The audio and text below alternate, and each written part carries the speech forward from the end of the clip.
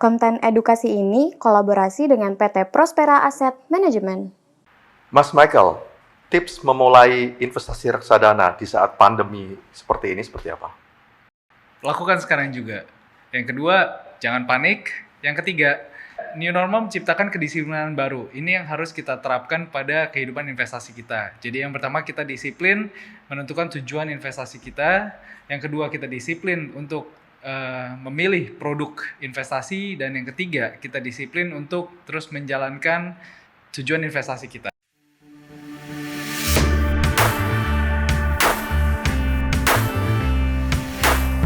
Secure the future, start invest, it's time.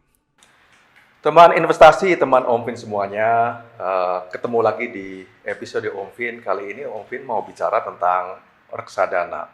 Nah, berbicara tentang reksadana, kalau kita melihat data ya dari awal tahun 2020 hingga Oktober sekarang ini, nampaknya kinerja reksadana secara rata-rata masih membukukan kinerja return yang negatif.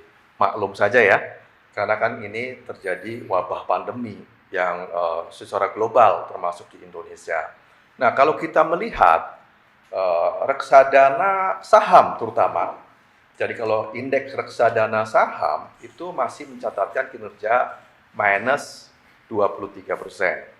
Sedangkan indeks harga saham gabungan sendiri kurang lebih mencatatkan kinerja minus 19%.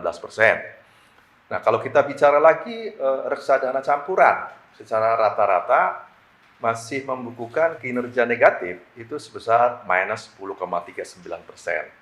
Nah, ada dua reksadana atau jenis reksadana yang masih mencatatkan kinerja positif. Pertama adalah reksadana fixed income ataupun pendapatan tetap. Itu masih membukukan kurang lebih rata-rata return 5%. Dan reksadana pasar uang itu masih membukukan tingkat keuntungan 3,7%. Nah, teman-teman Omfin, kalau kita melihat dari rata-rata memang masih terjadi negative return ya. Tapi tidak semua reksadana yang ada di dalam industri ini mencatatkan kinerja negatif loh. Nah, oleh karena itu, Omfin pada kesempatan ini sengaja nih mendatangkan narasumber milenial ya, yang kompeten, yang punya talenta di dalam pengelolaan investasi ya, dengan Mas Michael Tanjung. Dia adalah Head of Investment dari PT Prospera Asset Management. Apa kabar Mas Michael? Baik Omfin, terima kasih nih sudah diundang ke sini. Semoga Omfin dan teman Omfin juga sehat. Terima kasih kembali Mas Michael. Karena masih muda, Omfin panggil Mas Michael ya.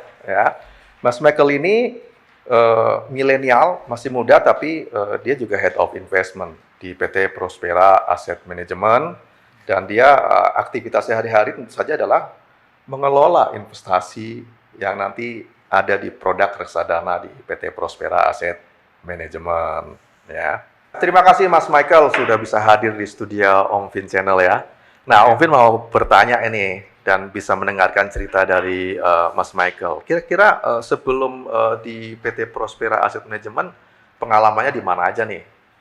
Ya, oke Omfin. Jadi memang saya itu di tahun 2014 ketika mendapatkan master degree di bidang investasi, saya langsung memulai karir saya di pasar modal.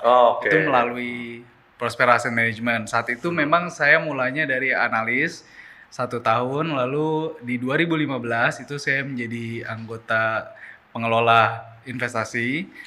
Ya, itu mungkin sekitar 2-3 tahun. Nah, di 2018 kemarin memang direksi menunjuk saya untuk menjadi lead manager gitu.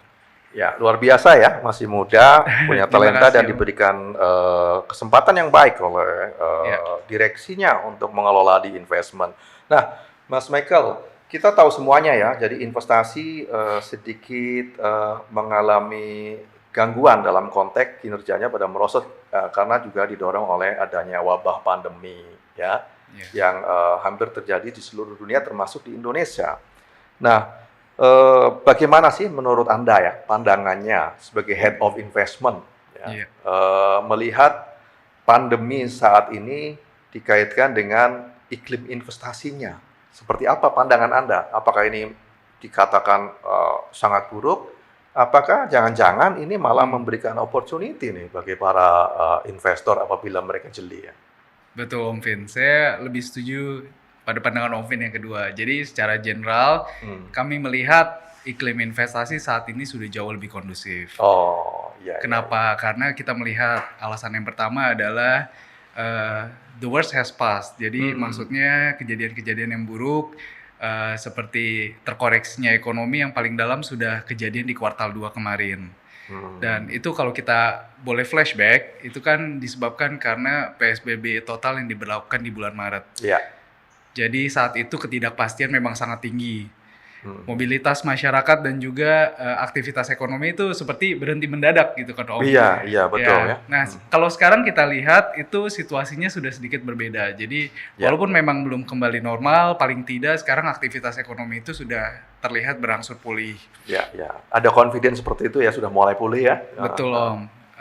Nah, yang kedua itu kita lihat perkembangan vaksin yang juga cukup positif gitu ya, terutama Sinovac. Itu yang vaksin yang akan digunakan di Indonesia gitu. Sinovac kabarnya cukup sukses juga ya di beberapa negara ya, di tes ya.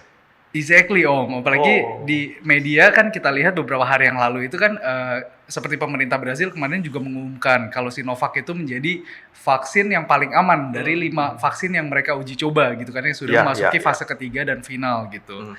Nah yang ketiga juga pemerintah dunia, juga pemerintah Indonesia itu nggak tanggung-tanggung loh kasih stimulus gitu kan. Betul. Ya, jadi melalui kebijakan moneter dan kebijakan fiskal, kita melihat ini bisa menjadi bensin untuk merestart atau menggerakkan roda ekonomi kembali. Iya, jadi stimulusnya besar, Amerika mungkin sekitar 2,2 triliun US dollar, suku bunga juga sangat rendah ya, jadi ini luar biasa ya. Iya, betul Om.